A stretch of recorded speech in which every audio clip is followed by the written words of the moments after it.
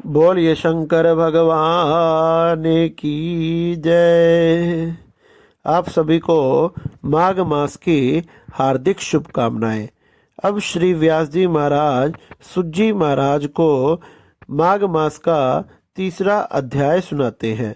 व्यास जी ने कहा कि दिलीप जी कहने लगे कि महाराज ये पर्वत कितना ऊंचा और कितना लंबा तथा चौड़ा है। तब वशिष्ठ जी कहने लगे कि 36 योजन ऊंचा, ऊपर चोटी में 10 योजन चौड़ा और नीचे 16 योजन चौड़ा है, जो हरी चंदन, आम, मदार, देवदार और अर्जुन के वृक्षों से सुशोभित है। और दुर्भिक्ष से दुखी होकर इस सुंदर पर्वत को और फूल तथा फलों से परिपूर्ण देखकर भृगु जी वही रहने लगे और यहाँ पर कंदराओं और वन और उपवनों में बहुत दिनों तक तप करते रहे। इस प्रकार जब भृगु ऋषि वहां पर अपने आश्रम में जा रहे थे तो एक विद्याधर अपनी पत्नी सहित वहां उतरा। वह अत्यंत दुखी थे। उन्होंने भृगु ऋषि को प्रणाम किया और ऋषि ने बड़े ही मीठे स्वर में उनसे कहा कि हे विद्याधर, तुम बड़े ही दुखी दिखाई दे रहे हो, इसका क्या कारण है? तब विद्याधर कहने लगे कि महाराज, पुण्य के फल को पाकर, स्वर्ग पाकर तथा देवतुल्य शरीर पाकर भी मेरा मुख व्याघ्र जैसा ही है। इसी कारण मेरा दुख और अशांति है। ना जाने किस पाप का फल है। मेरे चित्त की व्याकुलता का दूसरा कारण भी सुनिए। यह मेरी पत्नी अत्यंत रूपवती, मीठा वचन बोलने वाली, नाचने और गाने की कला में अति प्रवीण, शुद्ध चित्त वाली, सातों सुरों वाली और वीणा को बजाने वाली, जिसने अपने कंठ से गाकर नारद जी को भी प्रसन्न किया, नाना स्वरों के नाद से वीणा बजाकर कुबेर को प्रसन्न किया और अनेक प्रकार के नाच ताल से शिवजी महाराज को भी प्रसन्न किया और रोमांचित हुए। शील, उदारता तथा रूप तथा यौवन में स्वर्ग की कोई अप्सरा इस जैसी नहीं है। कहाँ ऐसी चंद्रमुख स्त्री और कहाँ मैं व्याघ्र मुख वाला। हे भगवान, यही चिंता मेरे सदैव हृदय को जलाती रहती है। विद्याधर के ऐसे वचन सुनकर तीनों लोकों के भूत, भविष्य तथा वर्तमान की बात को जानने वाले दिव्य दृष्टि वाले ऋषि कहने लगे कि हे विद्याधर, कर्म के विचित्र फलों को प्राप्त होकर ज्ञानी पुरुष भी मोह को प्राप्त हो जाते हैं। मक्खी के पैर जितना विष भी प्राण लेने वाला हो जाता है, छोटे छोटे पापों का फल भी अत्यंत दुखदायी हो जाता है। तुमने माघ मास की एकादशी का व्रत करके द्वादशी न आने तक शरीर में तेल लगा लिया था। इसी पाप के कारण तुम व्याघ्र हो गए। एकादशी के दिन उपवास करके द्वादशी को तेल लगाने से राजा पुरुरवा ने भी कुरूप शरीर पाया था। तब वह अपनी कुरूप शरीर को देखकर दुखी होकर हिमालय पर्वत पर देव सरोवर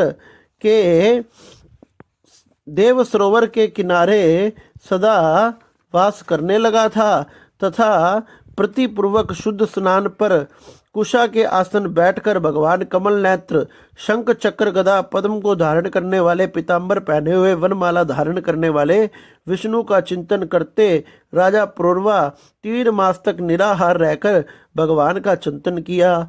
इस प्रकार 7 जन्मों में प्रसन्न होने वाले भगवान राजा के 3 महीने के तप से ही प्रसन्न हो गए और माघ की शुक्ल पक्ष की एकादशी को प्रसन्न होकर भगवान ने शंख के जल से राजा को पवित्र किया। भगवान ने उसके तेल लगाने के बात याद दिलाकर सुंदर देवताओं का सा रूप दे दिया, जिसको देखकर ऋषि भी उसको चाहने लगी। राजा कृतकृत्य होकर अपनी पुरी को चला गया और भृगु ऋषि के कहने लगे कि हे विद्याधर, इसलिए तुम क्यों दुखी होते हो? यदि तुम अपना ये राक्षसी रूप छोड़ना चाहते हो तो मेरा कहना मानकर जल्दी ही पापों को नष्ट करने वाली हेमकूट नदी में माघ मास में स्नान करो, जहां पर ऋषि सिद्ध देवता निवास करते हैं। अब मैं इसकी विधि तुम्हें बतलाता हूँ। तुम्हारे भाग्य से माघ मास आज से 5वें दिन ही आने वाला है। पोक शुक्ला एकादशी में इस व्रत को आरंभ करो। भूमि पे सोना, जितेंद्रिय होकर रहना, 3 समय तक स्नान करके महीने भर निराहार रहो। सब भोगों को त्याग कर तीनों समय भगवान विष्णु का पूजन करो। जब तुम द्वादशी को शिव जी के स्तोत्र और मंत्रों से पूजन करोगे तो तुम्हारा मुख देखकर सभी चकित हो जाएंगे। तुम अपनी पत्नी के साथ सुखपूर्वक क्रीड़ा करोगे और माघ मास के प्रभाव को जानकर सदा माघ मास में स्नान करोगे। पाप और दरिद्रता से बचाने के लिए तथा बचने के लिए मनुष्य को सदा यत्न पूर्वक माघ मास में स्नान करना चाहिए।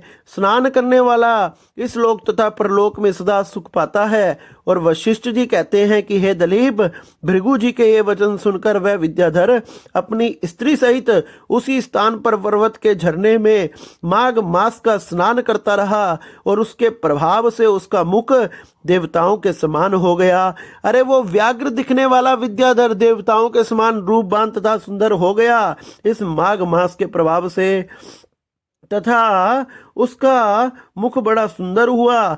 वह मणिग्रीव पर्वत पर आनंद से रहने लगा। भृगु जी भी नियम की समाप्ति पर शिष्यों सहित इवा नदी के तट पर चले गए। इस प्रकार से व्यास जी सुत जी को ये माघ मास का बड़ा ही सुंदर अध्याय सुनाते हैं कि किस प्रकार से माघ मास के स्नान से व्याघ्र जैसे दिखने वाले विद्याधर का मुख भी देवताओं के समान सुंदर हो गया। इसलिए हम इसे माघ मास में स्नान अवश्य करना चाहिए। ये हमें रूपवान तथा पुण्यों को प्रदान करने वाला है। बोलिए शंकर भगवान की जय।